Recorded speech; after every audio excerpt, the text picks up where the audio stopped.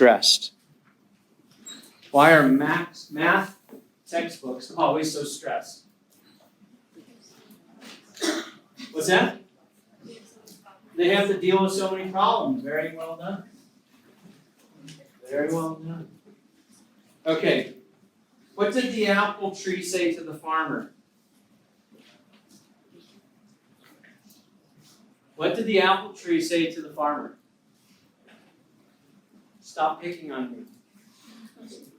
This one's fresh off the press. This one's, they're learning and they're growing in their knowledge base. Okay, here we go. Helium and hydrogen atom are floating around in space. Helium says to the hydrogen, I think I've lost my electron. Hydrogen says, are you sure? Helium says what? Yeah, I'm positive. Now the know-it-alls. Let's talk about the exam for a bit. Okay, what happens a week from today? Exam 2. I believe Friday is our drop deadline. Am I accurate on that? Okay, let me just double check. Yep. The 1st of November. So let me explain to you how that works. Now would be a great time to kind of calculate where you are in the class.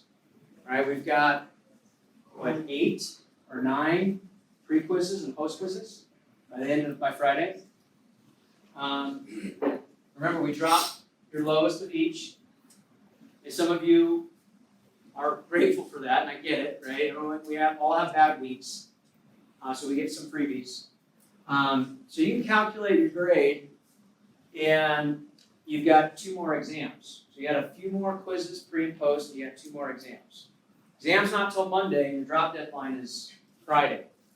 So now is a strategic time to figure out realistically where you're at and how you're doing.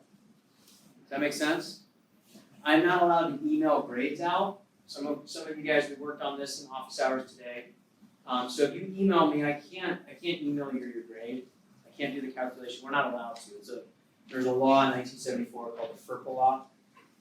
And so it protects your privacy, and so we're not allowed to post grades according to your name or any identifier. And email is not a secure transmission form. So I don't know if your roommate or mom or dad are stalking you and want to know what your grades are. I'm not allowed to share with you what with mom and dad what your grades are. That's now that you're adults, that's protected by that 1974 law. So it's very simple though. Take total number of points, you multiply it by 0.895 if you want an A. If you want to earn an A, total number of points times 895. Why is multiplier times 895? Because that's the cutoff. It's 89.5%. That'll tell you the total number of points that you need to earn an A. If there is a decimal, like let's say you need 201.6 points, round up, okay? Round up, play it safe. And then you calculate the total number of points that you have, less that, and then that's how many points you need on the remaining assignments. 200 of the remaining points are exams. And then the other points come from the quizzes. Okay, so you're going to have to do a little mathematics here, but it's not that complicated. 0.795 or 0.895 is an A, 0.795 is for a B. Okay, and so on and so forth. You guys with me? So there isn't something magical that's going to change with respect to extra credit. Like if you shovel my driveway, if we have a big winter, I'm sorry, I really appreciate it, but there's no extra bonus points for that. Okay? So we said this the first day of class, and I'm going to hold true to that. But now you have this week to kind of contemplate, okay, do I want to withdraw from the class or do I want to continue? You guys follow? So this is an important week to kind of make that decision. The second exam is going to look very much like the first exam. Similar format. And we'll have 50 multiple choice. You'll see some images on the screen. I have 2 versions. You guys know the drill. If you have questions, please ask. Okay? If you are not satisfied with my answer, it is fine if you want to ask Ryan. Okay? And the opposite is true. There's nothing wrong with that. But you'll probably get a similar answer from mom and dad. You know what I mean? Like if you go to mom, she says, no radar movies. Dad's probably gonna say the same thing. But if it's confusing, if I'm saying it in a confusing way, you just want clarity, raise your hand and say, hey, can I just ask the same thing to Ryan? Maybe I'm just not understanding what you're saying. I don't want this to be confusing. Okay? You guys with me? Review topics. There'll be up to 10%. So that means up to 5 questions we'll review. That's it. 10% of 50 is 5. So if I only have 5 questions to ask, and you thought about Unit 1, and you've been doing the flashcard thing, there's only a few key topics that I can cover. You guys follow? So we're not going to get into granular detail. We're going to stay pretty top level, things on inflammation and, subjects that are as important as that. Any questions about Monday? Okay. Sweet. So we've got to finish up endocrine. And we'll have today, and we'll have Wednesday, and this is all in the exam. And you have a weekend. I say the long weekend because you have Thursday, Friday, Saturday, Sunday. At least from my perspective. If you have class on Thursday, Friday with other teachers, I don't control that. As far as I'm concerned, you have a 4-day weekend. You do have post quiz on Friday. Don't forget that. Okay, but then next week, right? Kind of have a lighter week, if you will, after the exam. We will have class on Wednesday of next week. We'll dive into new material. Let me take a look. I haven't looked that far. Let's see. Renal. So we're in on renal next week, but you don't have a pre-quiz next week. So we'll start next week. We'll have our exam on Monday. We'll have a renal lecture on Wednesday. And then the following Monday, we have Veterans Day. You have the day off, okay? And there are a couple of service people in this classroom, so we really do appreciate your guys' service. That gives us the opportunity to do what we do. So Monday, Veterans Day, say thank you to a man or woman in uniform, okay, or that wears the uniform. Any questions about the schedule? And then after Monday, we're on the downward slope. It's going to go fast. You'd be surprised at how quickly we'll wind this thing up. Okay, I can't believe we're almost done. It's crazy. So, but before we finish, let's talk about endocrine. And endocrine, as a terminology, means something very specific. And the endocrine system is a system of glandular structures, and these structures are designed to secrete some type of signaling molecule, usually we refer to as a hormone. And that goes into the bloodstream. And in the bloodstream, it circulates around, and it can bind to a receptor, and it can stimulate some type of activity. And the beauty of the endocrine system is you get a broad effect. You get a broad effect, meaning you release a compound into the bloodstream, it circulates around the entire organism, and it doesn't happen fast, bless you, but it does happen globally.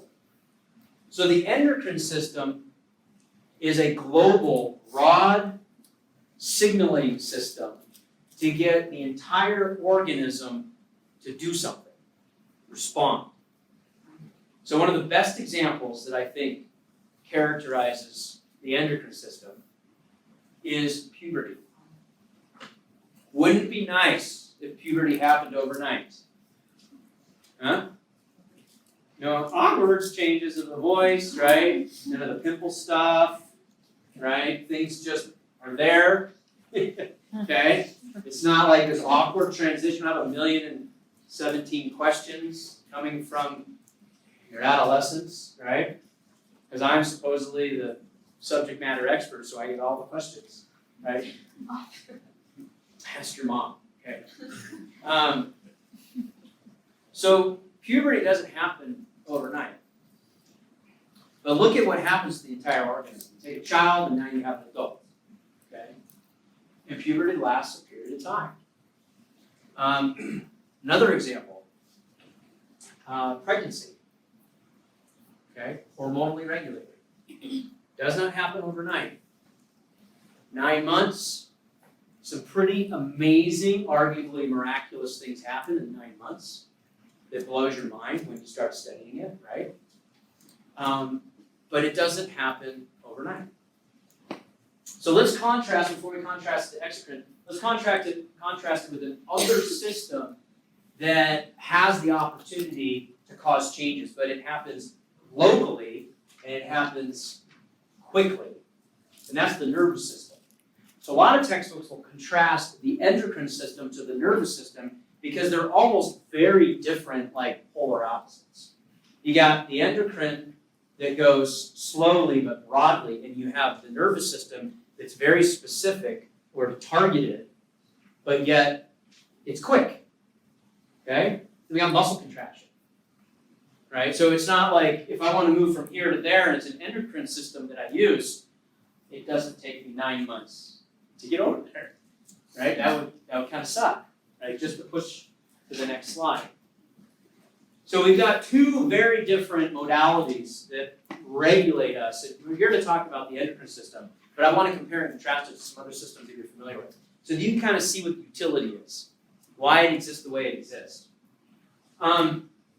So let's talk about exocrine. It's a very similar term, but it means something completely different. So exocrine glands secrete products not into the bloodstream, but they secrete them out into the external environment. So they're going to use a duct system that secretes onto usually epithelial surface.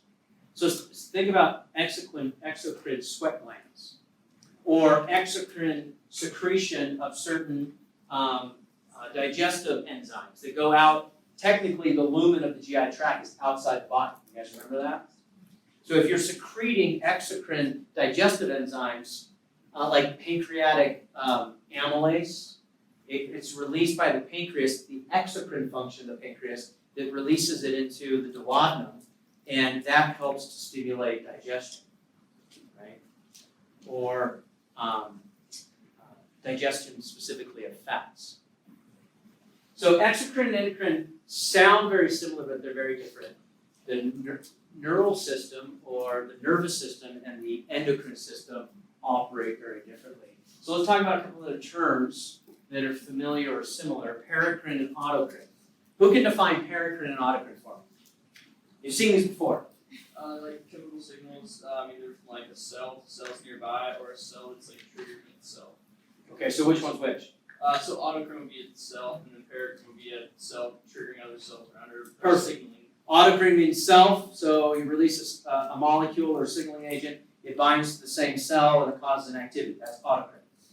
Paracrine, release an enzyme or a signaling molecule and it binds to a nearby cell and it causes it to do something, an adjacent cell. Big difference between paracrine and autocrine. Okay, so let's talk now about some classes of endocrine hormones.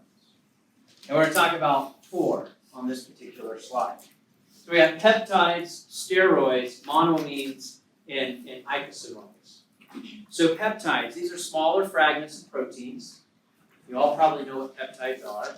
And they're secreted into the bloodstream.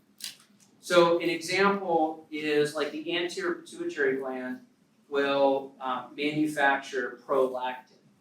Prolactin is a peptide that is being made by the anterior pituitary gland. Okay? And it's going to stimulate milk letdown. The posterior pituitary gland secretes a substance known as antidiuretic hormone, ADH. Antidiuretic hormone, ADH, also known as vasopressin, and it acts to conserve water. Okay, those are peptides. Those are a fragment of a protein. A steroid. Steroid's an organic compound, and it contains a specific arrangement of cholesterol that can be used to manufacture other types of steroidal hormones. And so from cholesterol, which is a cycloalkane, you can generate estradiol, and you can generate testosterone. So those are the sex hormones that command adolescent changes in females and males, respectively. Estradiol for females and testosterone for males.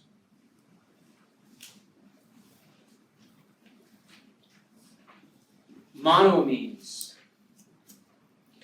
So monoamines, an example would be like norepinephrine and epinephrine. These monoamines usually come from tyrosine. And monoamines like norepinephrine and epinephrine are utilized in our sympathetic nervous system. And monoamines like norepinephrine and epinephrine are released, and this is an interaction between the nervous system and our endocrine system. So monoamines are very important for our fight or flight response. How many of you woke up in the middle of the night to a smoke alarm? Nobody? Okay, a couple of you. Yeah. How did that make you feel? Excited. Okay, that's a good term. Some of you were scared out of your mind, right? Some were pissed. Okay. What happened to your heart rate? Yeah, it went through the roof. Okay. So you wake up in the middle of the night to smoke alarm, and does your heart rate go through the roof instantaneously? Or is it like a couple of seconds later after you realize what's going on, then all of a sudden you're like, oh my gosh, I can feel my heart rate starting to increase, right? So that ramp up feeling is these monoamines, these norepinephrine and epinephrine response that's systemic throughout the entire body. You're like, I am now awake, okay? So that's an example of how the nervous system and the endocrine system, overlap, but you're getting these broad-based effects with these monoamines that come from tyrosine. Last family of hormones. Again, hormones are signaling molecules. Signaling molecules. Now, oftentimes they're proteins, but not always. We've got steroids, we've got monoamines, and we have what are called eicosanoids. Eicosanoids are 20 carbon chain molecules that come from our friend arachidonic acid. So these eicosanoids, you could name 4 at a minimum. Give them to me. Prostaglandin, prostacyclin, thromboxane. What was the last one? Leukotrienes. Very good, leukotrienes. So all of these that are derived from arachidonic acid in this eicosanoid family are in this classification of a signaling molecule. Now, if you think back to the inflammatory lecture, I didn't tell you that they were eicosanoids, and I didn't tell you that they were hormones, and I didn't tell you that they're part of signaling. But if you look back now, what you know, and what you're learning today, does it make sense? Can you connect the dots? Yeah, so what's the signal that you're trying to send when you generate a hormone known as prostaglandin, prostacyclin, leukotriene, or thromboxane from arachidonic acid? What are you signaling? What are you trying to do? An inflammatory response. You're trying to get the vessel to do something, right? And it's a fairly broad-based signal depending upon where that thing is being released. Okay? So these endocrine functions, I think, is one of the more complicated systems in the body. And that's why we're kind of walking through it fairly slowly. So let's talk about mode of action. So the whole concept is with the endocrine system, with hormone signaling is, can I release a small amount of material and generate a very broad effect? And that's what this graph is trying to illustrate. So for example, we've got a small stimulus with a hormone, and we utilize a cascade system like cyclic AMP and protein kinase. It activates enzymes, creates a metabolic product, and you get a great effect. So let's look at 2 examples, right? We've got 2 examples here of an upregulation and a downregulation. We've got a hormone, which are those little blue dots, and then we've got the receptor, which are the purple structures on the surface of the cell. So these cells have some generic receptor, and here's the nucleus, generic receptor at the surface that the hormone has specificity for. The hormone has direct specificity for that receptor and only that receptor. And when it binds, it may only bind 1 or 2. And that's it. It becomes what we call saturated. And it can't bind anymore. It has like so many buses. Okay? So if you want to increase your response, because you have saturation and you want to upregulate, you need to tell the nucleus, make me some more receptors so I can bind more signal. And so the one way to upregulate is to increase the number of receptors that are inserted at the cell membrane. Likewise, if you want to downregulate, because of the specificity and because of the saturation capabilities, if you remove receptors, you're going to lower the response. So we've got upregulation and downregulation of that particular signal. Does that make sense? Pretty straightforward. Now, with amplification, you could have a situation where you could increase the number of receptors, and in order to amplify it, instead of doing that, you could actually start manufacturing new receptors that bind to other molecules that help to exaggerate the same response. And that would be considered amplification. Okay, we'll talk about amplifying signals here in a minute, but 2 molecules that kind of have this sort of effect are progesterone and estrogen. Okay? So estrogen helps to amplify the signals for progesterone and vice versa. All right, so let's talk about, in that vein, terms like synergistic, antagonistic, and permissive. So synergistic, there's a lot of white space because I want you to write. There's a lot of white space here where you can say synergistic means, who can define what synergistic is? Greater than the sum of its parts. Greater than the sum of its parts. Well done. So 1 + 1 = 4. That's synergistic math. Okay? That's what you'd like to see on your paycheck, right? Synergistic numbers. Additive would be 1 + 1 = 2. Synergistic is 1 + 1 = 4. So, for example, follicle stimulating hormone plus testosterone is an example of a synergistic effect on sperm production. You need to have follicle stimulating hormone, and then you, in the presence of testosterone, leads to appropriate levels of sperm production. What's appropriate? Well, in order for fertilization and viable sperm to be manufactured. Antagonistic. Antagonistic is what? What's that word mean? Like one downregulates the other, or one blocks the other. Yeah, opposite. One downregulates, one upregulates. Downregulates, upregulates. So they have opposing actions.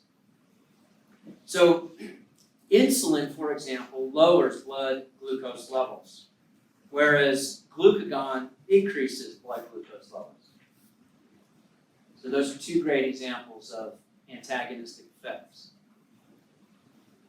Insulin lowers blood glucose, and glucagon raises blood glucose.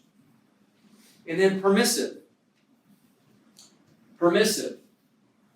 This is kind of like the amplification example that I said on the previous slide. So one hormone enhances a target's response to a second hormone, like in the case of estrogen and progesterone. So estrogen stimulates the upregulation of progesterone receptors in the uterus.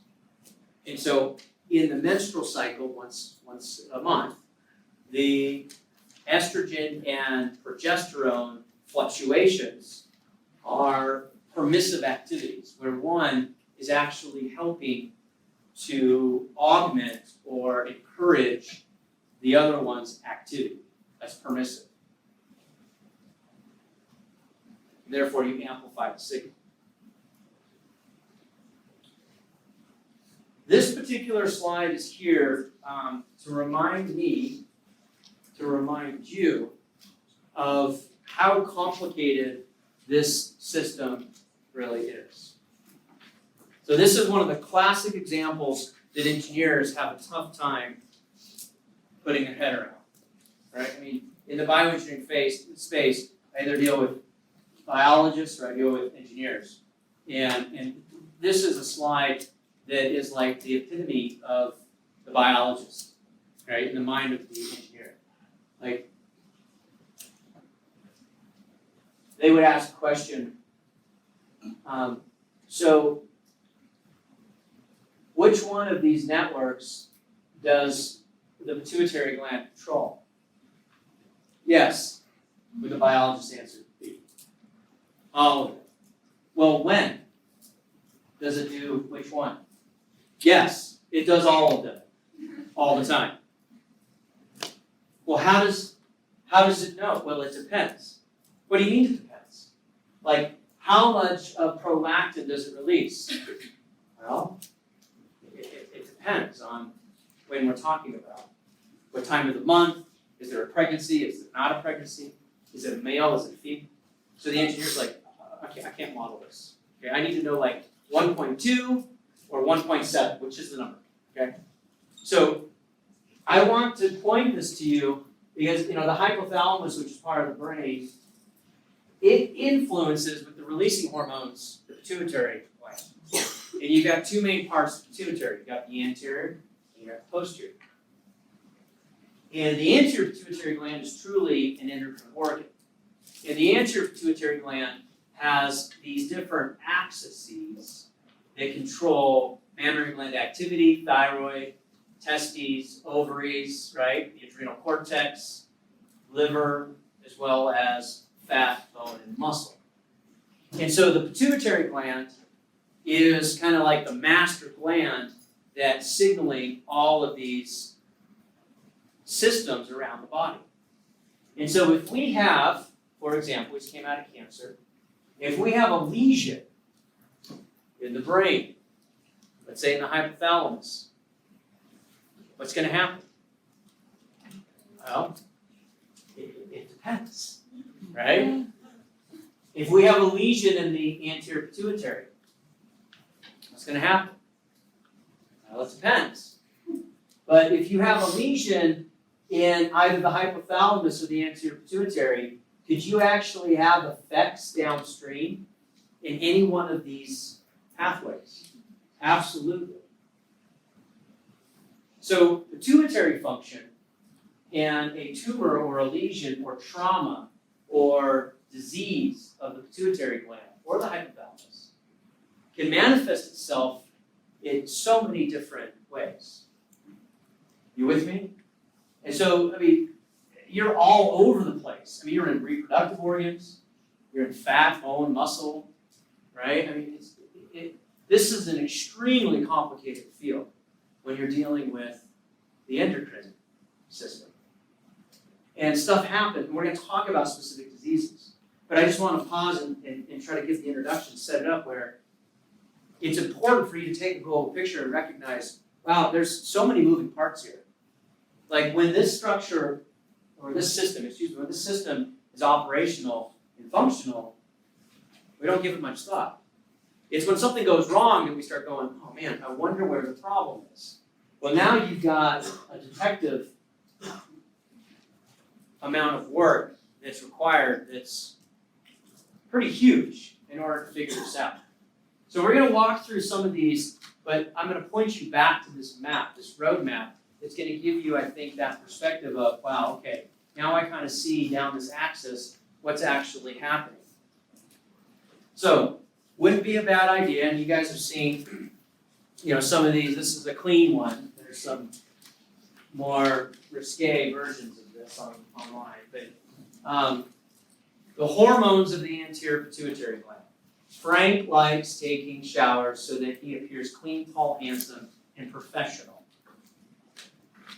So, FSH, follicle-stimulating hormone, luteinizing hormone, thyroid-stimulating hormone, somatotropic hormone, or human growth hormone, and then adrenocortisol hormone, and then prolactin. All of these come from the anterior pituitary. So let's zoom in on the anterior pituitary and the hypothalamus. Again, The hypothalamus, right? Hypo means under. And so the hypothalamus is a chamber that's underneath the thalamus, so it's in the brain. And the hypothalamus has activity that controls what? Pituitary gland. But overall, the hypothalamus is known as what functionality?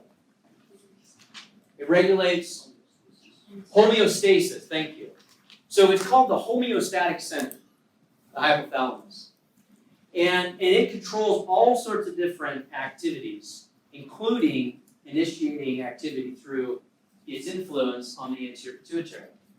So the anterior pituitary is truly part of the endocrine system.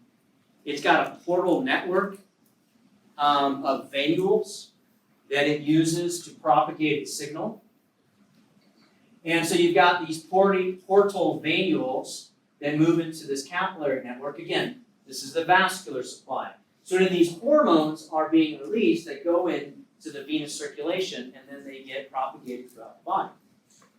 Now, in contrast, you can see this pink box, all the different, Frank likes taking showers. So these are all the different hormones. FSH, luteinizing hormone, thyroid stimulating hormone, adrenocorticotropic hormone, prolactin, and growth hormone. All of these are being manufactured by the anterior pituitary. This is all review, right? And the hypothalamus has these releasing hormones that cause these stimulating hormones to be released, and then it goes throughout the body like what you saw on this particular axis. Now, if we look at the posterior pituitary, the posterior pituitary is actually kind of a bulge of the brain that comes out. These are axonal projections that come down. So it's really not considered endocrine, the posterior pituitary. So when you learn in 202 of the non-endocrine activities of the posterior pituitary, that is accurate. I mean, it's really neuronal. These are axons that are bundled into this pouch known as the posterior pituitary. It's also referred to as the neurohypophysis. The neurohypophysis. And there's only two compounds that are released. We call them hormones, but it's really a misnomer because they're not really hormones because they don't really go through that normal portal system circulation. They eventually make it to the bloodstream and they circulate, so it is a hormonal circulation or endocrine circulation, but they come out of these neurons. And so oxytocin, that stimulates uterine contractions and lactation in pregnant women, and then vasopressin. Vasopressin, also known as antidiuretic hormone, or ADH. We kind of already talked about that. All right, you guys on track? Questions so far? So as you guys can appreciate, we go through kind of a rapid review, or a more extensive rapid review, on topics that I feel we need to make sure we have a solid, firm foundation. Maybe it's been a couple semesters since you've taken 202, or maybe you took it at a different institution, or maybe you slept through all of 202. I don't know what the answer is, but I just want to make sure we're all on the same page. Okay, so now we're going to start getting into the last part of today. We'll start getting into a couple of clinical examples before we stop for the day. Endocrine disorders. These really can be categorized in a couple of different ways. Now, usually it's either an impaired synthesis or there's some abnormal interaction between the hormone and the target organ, or the target organ has a weird or an abnormal response. So let's look at each one of these. Impaired synthesis. It can be too much, hyper, or it can be too little, hypo. So think about like the anterior pituitary. If it makes too much of a releasing hormone, right, you might get too much thyroid stimulating hormone. It makes too much thyroid stimulating hormone from the anterior pituitary. You might have the thyroid gland making too much thyroid hormone. Okay? And thyroid hormone regulates metabolism, so metabolism is way high, and the individual is hyperthyroid. We'll talk about this in a minute. Or it could be too little. Makes too little thyroid stimulating hormone, and the thyroid gland doesn't make enough thyroid hormone, and now the patient is hypothyroid. Oftentimes, with these endocrine disorders, we've got what's called an ectopic foci. And that means that there's some lesion. And so the reason that I do the endocrine lecture following the cancer lecture is because oftentimes in endocrine dysfunction, not always, but oftentimes, there is some sort of lesion, either in the brain or in one of these particular centers that are causing a local or an ectopic foci problem. And oftentimes it's hyperactive. It's hyperactive. Okay, second, you've got abnormal interactions between the hormone and the target organ. The hormone binds the target organ and too much signal takes place. Or why would there be too much signal happening? Like with HER2, well, epidermal growth factor binds to the receptor. If there's too many receptors, like in the case of cancer in the breast tissue, now you get the cancer lesion in the breast tissue grow. That's an abnormal interaction.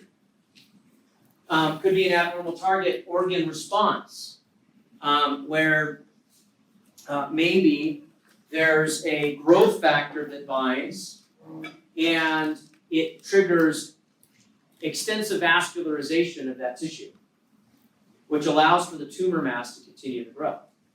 That's an abnormal target organ response. So, if we look at the hypothalamus, its main duty, we talked about, its main role is being the homeostatic center of the brain. So it regulates things like body temperature, thirst, hunger. Hypothalamus, right, from the Greek, meaning under, or a room underneath, or a chamber underneath the thalamus. Right, that's what it literally translates to. So it's located anatomically just below the thalamus. And just below the thalamus, there's interesting things going on. So here we've got our thalamus, and we've got the hypothalamus just below it. And you can appreciate that there's the optic chiasm right here. So if you get a lesion in the hypothalamus, this might put pressure on the optic chiasm and cause vision problems. The hypothalamus sits just superior to the pituitary gland, and this pituitary gland kind of sits in the center of the brain, just above or superior to the nasal cavity. Higher magnification view. The pituitary gland sits or rests in the sphenoid bone. You guys remember that? This is like the sella turcica of the sphenoid bone, which means like saddle, what it translates to. So you basically, it's called that because look at how it just sort of sits and rests right in that little sac, okay, or spot. The adenohypophysis, or the anterior, is towards the front, and then the posterior pituitary, or the neurohypophysis, is towards the posterior aspect. So the hormones that are being manufactured out of the hypothalamus are releasing hormones. These releasing hormones, like GHRH, is growth hormone releasing hormone. Growth hormone releasing hormone. Or the inhibitory version, growth hormone inhibitory hormone, also referred to as somatostatin. PRF is an abbreviation for prolactin. PIF, or dopamine. PIF is the prolactin inhibitory factor. GnRH, gonadotropin releasing hormone. TRH, thyrotropin releasing hormone. And then corticotropin releasing hormone. So this is what the hypothalamus makes. And it has activity on the pituitary gland, particularly the anterior pituitary gland. So the question I have for you, if you had an adenoma in the pituitary gland, which part of the pituitary would you anticipate this would be found if it's an endocrine disorder? Anterior, very good. Anterior. And we'll classify these adenomas of the pituitary, the anterior pituitary, the endocrine functioning part of the pituitary, in 3 ways. And the ways that we classify them are by the type of hormone that's being produced. So if it's a functional adenoma, it's the hormone is produced, it has clinical effects. Functional means hormone is produced, has clinical effects. So an adenoma is a lesion, right? A cancerous lesion. If it's a silent adenoma, there's hormone produced, but it does not have clinical effects. Like there's something wrong with the hormone. It's made and it doesn't have activity. It's mutated. Well, it came from mutated tissue, right? Because there was an adenoma, so it's not always going to produce functional product. Make sense? And then what do you think hormone negative refers to? No hormone is actually manufactured.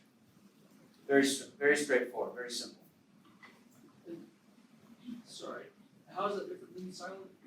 So silent is the hormone's made, but it doesn't work. And hormone negative means it doesn't even make the hormone. It's like one level beyond silent.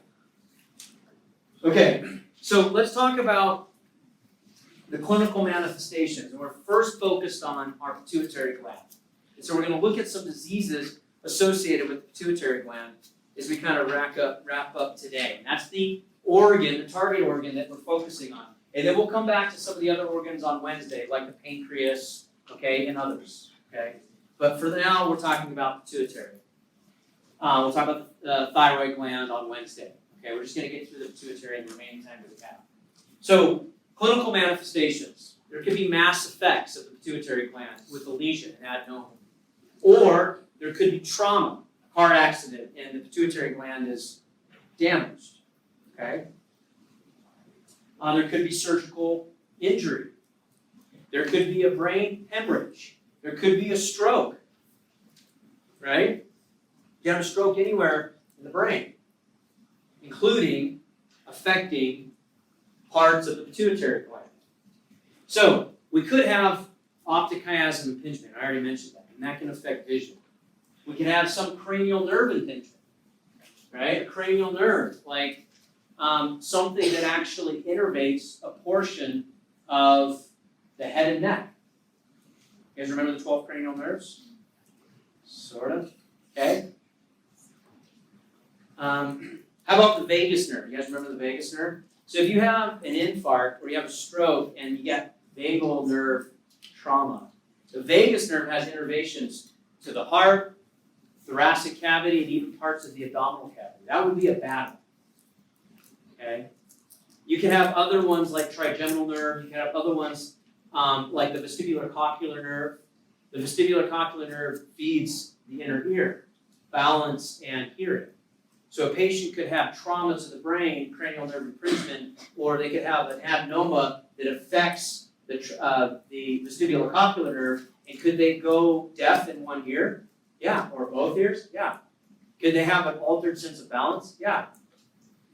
Is that a stroke or is that an adenoma? It could be either. You guys following like how complicated this particular part of the semester is? Let's pretend there's an adenoma in the anterior pituitary and it's hypersecreting. Now its manifestation is going to depend on the type of hormone that it's actually manufactured, because there's a whole handful of hormones that come out of the anterior pituitary. So we need to know which one of Frank taking a shower is being affected, right? Or the adenoma could put pressure. It could be a tumor that puts pressure on nearby tissue, and it decreases hormone production in the surrounding anterior pituitary. Does that make sense? So you need to know some more details about this adenoma before you can determine what's going on. Let's talk about 2 clinical examples, okay, of the anterior pituitary. So, 2 clinical examples, they're just designated by when they happen in age. So we got giganticism, pituitary giganticism, and then we've got pituitary acromegaly. And giganticism is a disease where there's an adenoma or that's hypersecreting growth hormone and insulin-like growth factor. And growth hormone and insulin-like growth factor, they're coming out of the pituitary gland, have activity broadly throughout the body, and if it happens during childhood, then that child grows very, very large and quickly. And that's why it's called pituitary giganticism. There's a famous individual who's no longer with us, but you guys remember the wrestler Andre the Giant, okay? Everybody seen Princess Bride? One of my favorite movies. He's in that movie, okay? So you should watch that movie because it's related to pathology. And it's just a cool movie, okay? So pituitary giganticism, Andre the Giant, had a hypersecreting adenoma of the anterior pituitary gland, made excessive amounts of growth hormone and insulin-like growth factor. Why insulin-like growth factor? What's so important about IGF? Why? So this is one of the primary mediators of growth hormone because insulin-like growth factor systemically binds. It causes muscle, cartilage, bone, liver, kidney, nerves, skin, lungs, all of these structures to respond more aggressively to insulin, which encourages the cells to uptake sugar. Now the cells have more energy, so metabolism can be higher, right? So if you have growth hormone plus you have IGF-1, not only is the organism growing larger, but the cells that are in the muscle, bone, and tissues have more energy to do the activities. So you kind of need the two. It's the metabolic facilitator of growth hormone. These patients end up being what we call hyperinsulinemia. So in this particular situation with hyperinsulinemia, they tend to develop type 2 diabetes mellitus. Because growth hormone in excess inhibits peripheral glucose uptake, you end up becoming a little resistant to insulin, and that's why they become hyperinsulinemic.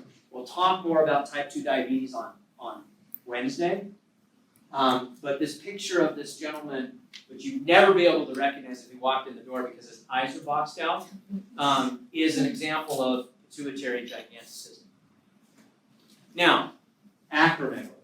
This bottom image, working from your left, okay, over to your right, so we're going from the bottom left over, is the same woman over time as she's gotten older.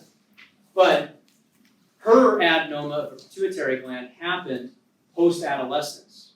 And so if pituitary giganticism, you got an adenoma at a young age, your growth plates are still open. And so bone can respond.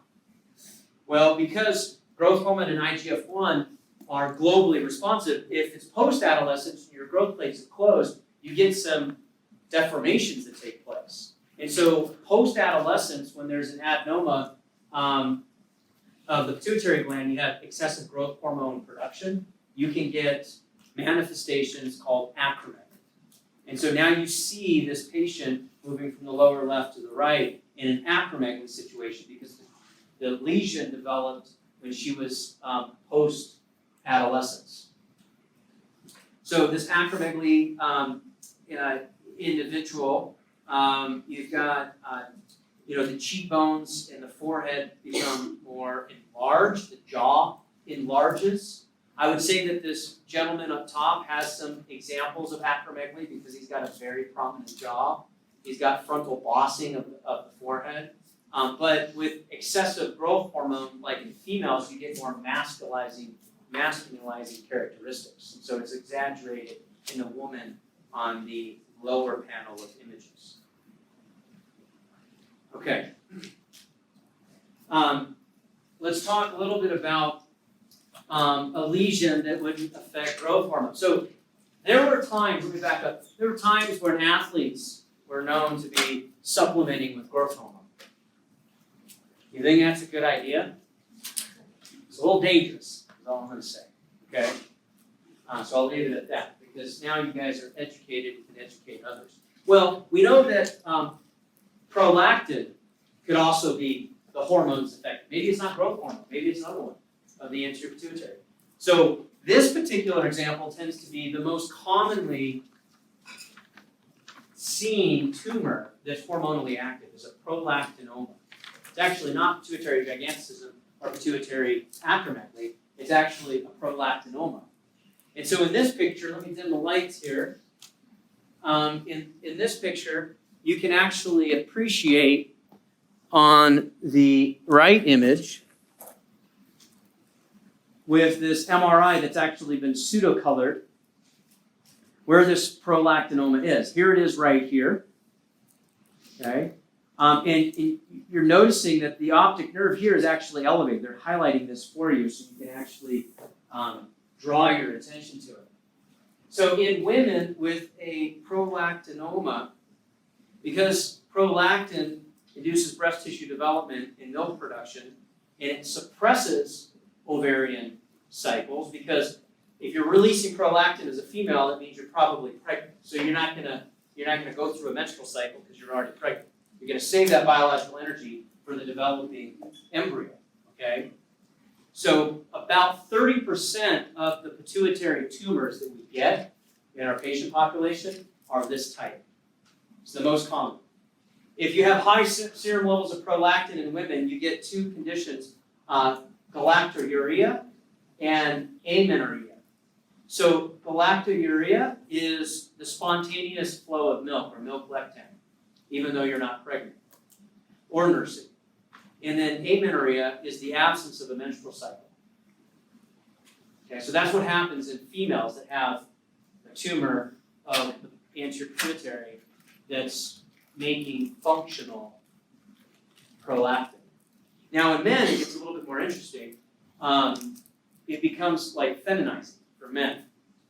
So you've got this situation of oligospermia, reduced libido, and then erectile dysfunction. So oligospermia is you've got semen with a low concentration of sperm. So they still have ejaculate, but the number of cells that are present that are sperm are low. And then number two is sexual drive goes down, reduced libido, and erectile dysfunction. All right, so these are hyper. Let's talk briefly about hypo. And with hypo, the situation could happen where you've got an infarction, and now you do trauma to the anterior pituitary. You could have a traumatic brain injury, a TBI, car accident, infections, or surgical trauma. There are patients that go in, surgeons will come in and they'll remove a tumor of the anterior pituitary. They take that healthy margin that we drew up here, and now all of a sudden they've caused some lesions and trauma to other parts of the pituitary, and now they're hypopituitary because they took away healthy tissue. So surgical trauma as a result of excising a tumor could lead to hypopituitarism. And then an interesting situation known as Sheehan syndrome. Sheehan syndrome is during pregnancy, the anterior pituitary increases in size. You guys didn't know this, but women, when they're pregnant, their brain gets bigger. The anterior pituitary enlarges, okay? Careful, men. Women are smarter than us, okay?